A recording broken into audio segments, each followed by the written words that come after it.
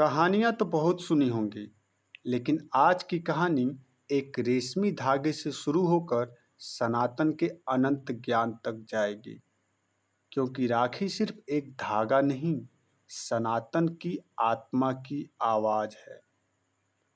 बहुत समय पहले जब देवताओं और असुरों में भयंकर युद्ध छिड़ा था, तब स्वर्ग के राजा इंद्र पर संकट मंडरा रहा था। उनकी शक्ति क्षीण हो रही थी और पराजय निकट थी। तब उनकी पत्नी इंद्राणी ने एक पवित्र धागा लिया, उसमें मंत्रों से संकल्प भरा और श्रावण पूर्णिमा के दिन इंद्र की कलाई पर बांध दिया। ये रेशमी धागा केवल धागा नहीं था, ये था एक ऊर्जा, एक संकल्प, एक आशीर्वाद। और इसी रक्षा सूत्र की शक्ति से इंद्र ने फिर विजय प्राप्त की। यही था रक्षाबंधन का पहला बीज।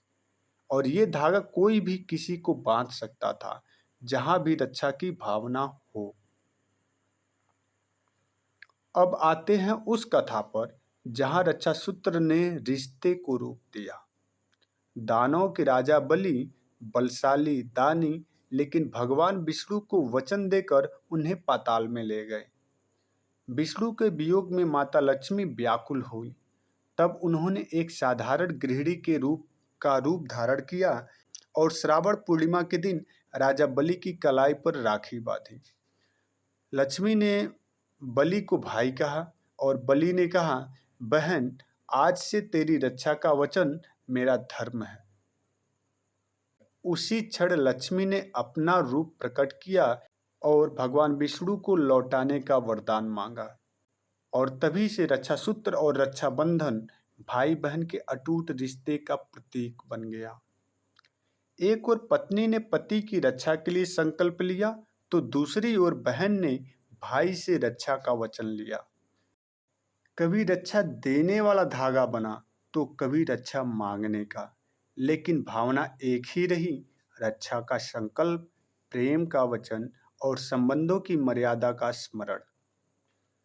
जब बहन राखी बांधती है, तो वो केवल कहती नहीं, वो एक प्राचीन संकल्प को फिर से दोहराती है।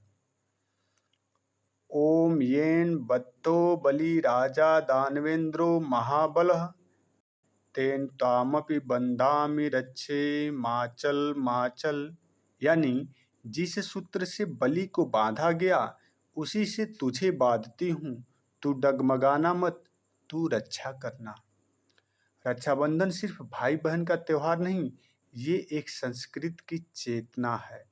सनातन धर्म हमें सिखाता है, रक्षा केवल शरीर की नहीं, आत्मा की भी होनी चाहिए। तो जब तुम्हारी कलाई पर राखी बंधे, तो सिर्फ धागा मत समझना, उसमें छुपे संकल्प, विश्वास और श्रद्धा को महसूस करना। क्योंकि ये रेशमी डोर केवल डोर नहीं, सनातन की आत्मा की डोर है।